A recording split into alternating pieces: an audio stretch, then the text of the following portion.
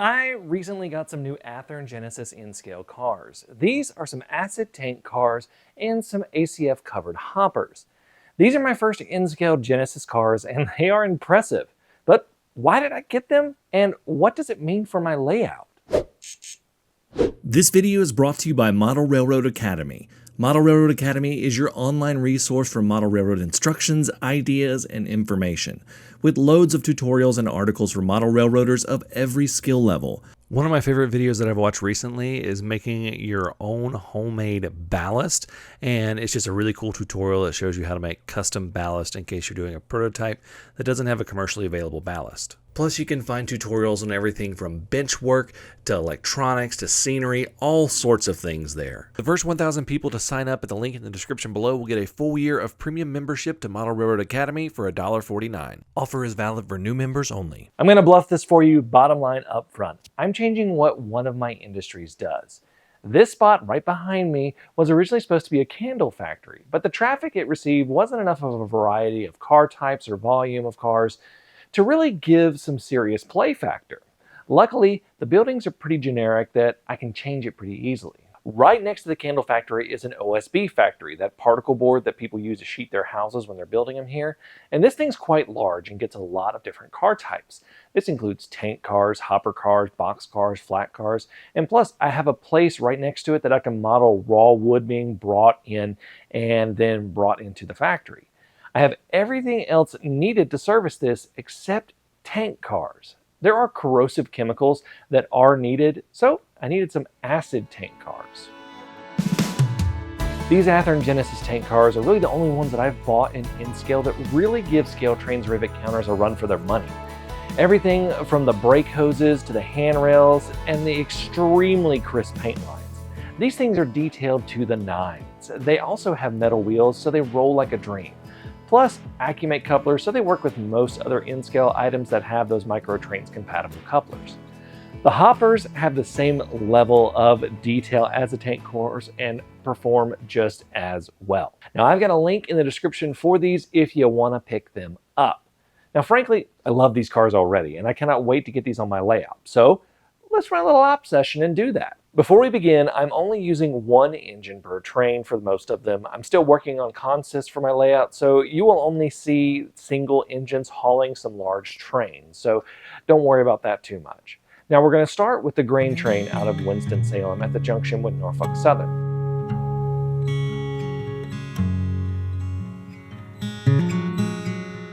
Now this includes our 3 new Bay State milling hoppers, which will be switched out at the feed mill that we have on my layout.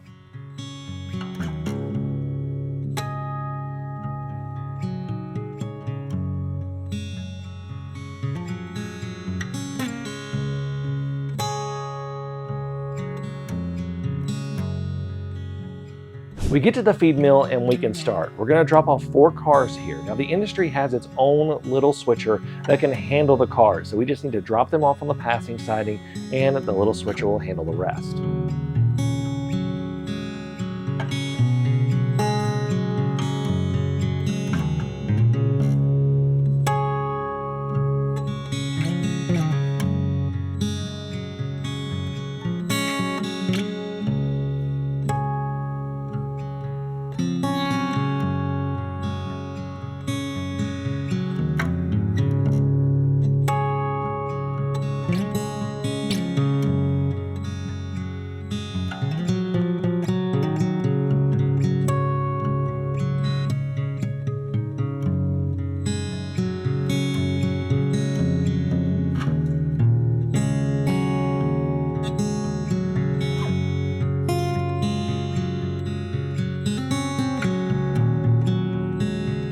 Then goes to work so that what I call the Spruce Pine train comes by. It can pick up the empties and take them back to the Winston-Salem yard.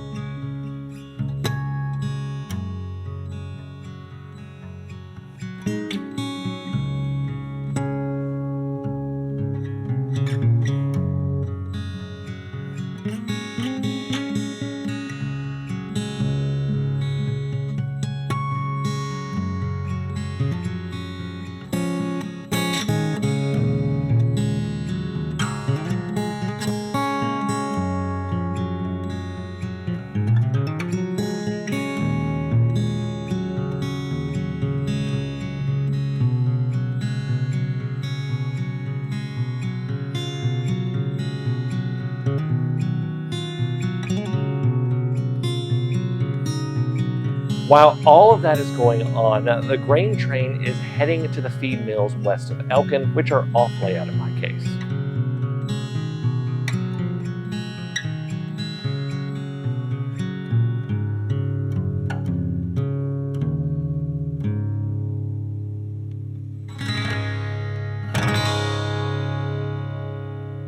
Here we get our first glimpse of the local switcher based in Elkin.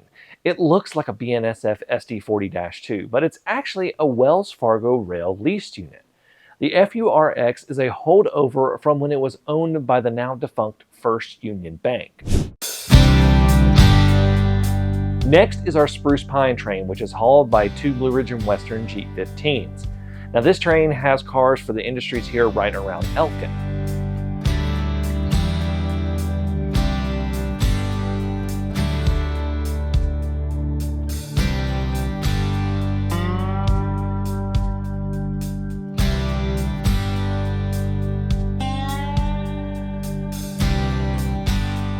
All the industries have their sidings aligned the same way. This was planned, so the train drops the cars and our local retrieves them, and then that train begins switching.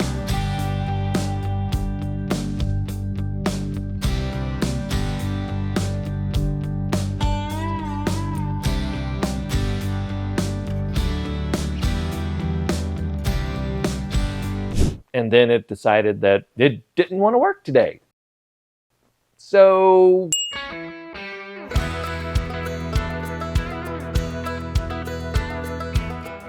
that'll work. It starts by dropping the steel fabricator cars off on a siding next to the steel fabricators.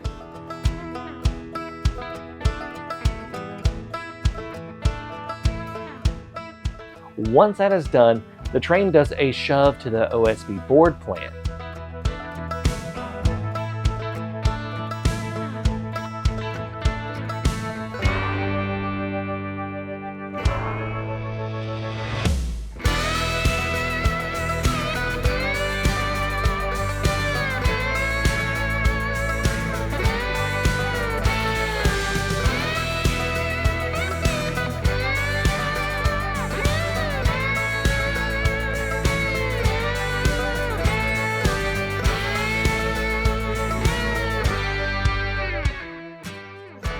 Once it is there, it pulls the pickups and then does the drop off of new cars.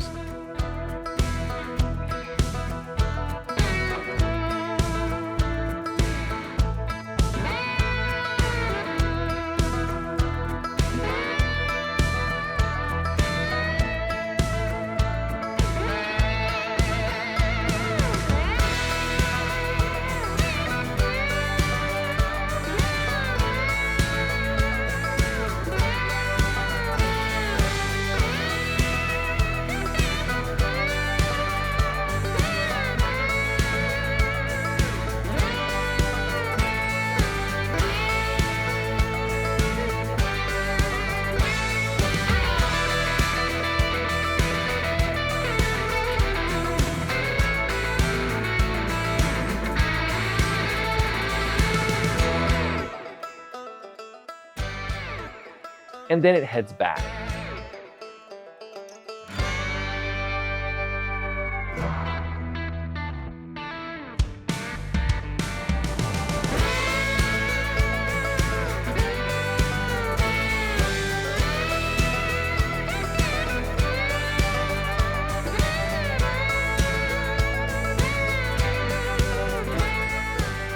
The pickups are shoved into a storage siding on the other side of the road, and then the switcher heads back to the steel fabricator to switch everything out.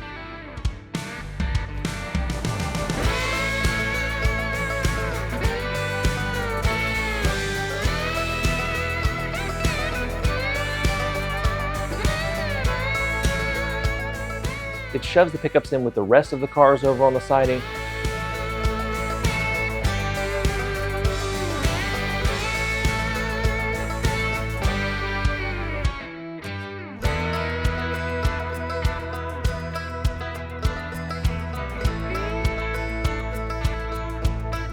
Once drop-offs are done and it has the pickups, it can head back to its siding.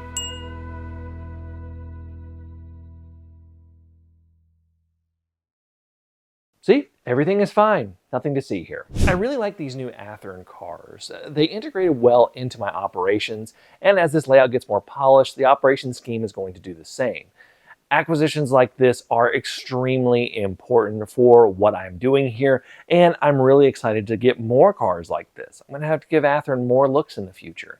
Again, if you want to check these out, they're in the link in the description below. Thank you all so much for watching. Until next time, I'm Jimmy from the DIY and Digital. Stay safe, be kind, and happy railroading.